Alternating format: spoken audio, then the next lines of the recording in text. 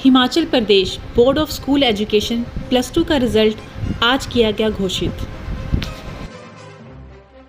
कुल छात्र जो अपीयर हुए थे 1,0799 छात्र अपीयर हुए थे और इनमें फेल होने वाले छात्रों की संख्या 5,220 है और 702 छात्र छात्राएं जिनकी कंपार्टमेंट आई है।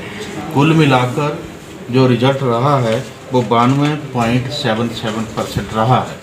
पिछले सालों की तुलना में परिणाम बहुत बेहतर रहा है।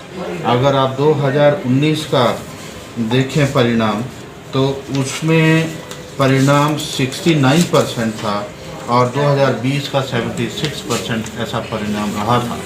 इस वक्त आप सभी जानते हैं कि कन्वेंशनल मेथड के आधार पर एग्जामिनेशन नहीं हुए थे। कोविड-19 के कारण 8 ऐसे इंडिकेटर्स थे, उनमें अधिकतर टीचर ने जो नंबर दिए हैं और जो एग्जामिनेशन स्कूल में फर्स्ट टर्म सेकंड टर्म हुए हैं और बच्चे की पास परफॉर्मेंस 10वीं और 11वीं में कैसी रही है उसको बेस बनाकर हमने ये रिज़ल्ट बनाया है। जिन्होंने बच्चे जो परफॉर्मर बच्चे हैं जिन्होंने बेहतर पहले किया है 10वीं और 11वीं में, या एक पेपर हमने लिया था इंग्लिश का जो कि फाइनली एनुअल पेपर हुआ था या प्री बोर्ड में, उसको बेसिकली आधार बनाकर हमने परफॉर्मर बच्चों को भी आइडेंटिफाई किया है और बाकी बच्चों को भी अंक दिए हैं। सभी बच्चों को इसका फ़ायदा होगा। अभी जो फेल बच्चे हैं बहुत कम बच्चे हैं और साथ ही हमने एक विंडो उनके लिए ओपन रखी है। यदि वो इंडिकेटर्स के आधार पर जो ऑब्जेक्टिव क्राइटेरिया में है उनसे अंकों से संतुष्ट नहीं है, फेल हो गए हैं, तो वो अगस्त और सितंबर में अपना पेपर दे सकते हैं। तो उनके लिए एक विंडो हमने रखा है, तो वो सुधार कर सकते हैं। सरकारी स्कूलों का परीक्षा परिणाम किस तरह का रहा है? सरकारी स्कूलों में संख्या बच्चों की ज़्यादा है और प्राइवेट स्कूलों की संख्या कम है, लेकिन 90% से लेकर 100% बच्चे जो प्राप्त किए हैं नंबर, तो पहला बच्चा जो कुल्लू से है उसके 100% है। बाकी ऐसे 90 to 100% जो बच्चे हैं वो कुल मिलाकर 3,679 बच्चे हैं, यानी 3.64% बच्चे हैं जिन्होंने ये नंबर लिया। इसमें प्राइवेट स्कूलों की संख्या ज़्यादा है, लेकिन 2019 और 20 में भी प्राइवेट स्कूलों की संख्या ज़्यादा ही रही है।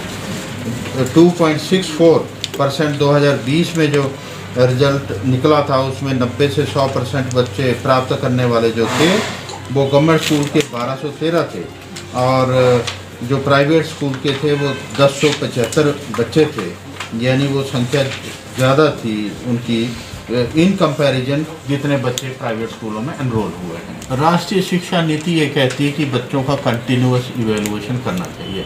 पहले हमारा जो कन्वेंशनल मेथड था उसमें साल के अंत में जब बोर्ड के पेपर होते थे तो उसके जो बच्चे का आंकलन किया जाता था तब उसके अंक दिए जाते उसकी परफॉर्मेंस के। लेकिन कंटिन्यूअस परफॉर्मेंस को देखने के लिए राष्ट्रीय शिक्षा नीति में यह कहा गया है कि बच्चे को आप पहले दिन से ही जज करना प्रारंभ करें। इससे क्या होगा, बच्चे का स्ट्रेस कम होगा और साथ ही साथ जो पहले कन्वेंशनल मेथड था उसमें करिकुलर एक्टिविटी के ही नंबर थे, नॉन करिकुलर एक्टिविटी के नंबर या अंक नहीं थे। तो ओवरऑल पर्सनैलिटी डेवलपमेंट करने के लिए एक्स्ट्रा करिकुलर, को करिकुलर, नॉन जो करिकुलर एक्टिविटीज़ हैं उनको भी बराबर का अधिमान जो है राष्ट्रीय शिक्षा नीति में दिया गया।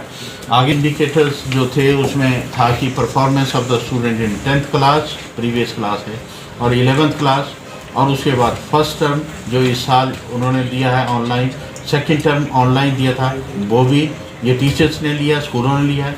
प्री बोर्ड में पेपर डाला गया था बोर्ड के द्वारा, वो भी स्कूलों में कंडक्ट किया है बेहतर तरीके से, और एक पेपर हमने कर लिया था इंग्लिश का, उसको इवेलुएट कराया, वहाँ भी परफॉर्मेंस देखी है। साथ में इंटरनल असेसमेंट और प्रैक्टिकल के मार्क्स जो टीचर ने दिए हैं उनको हमने ऑनर किया है और इन 8 क्राइटेरिया और इंडिकेटर को मिलाकर हमने जज किया है, बच्चे को असेस किया है उसके आधार पर।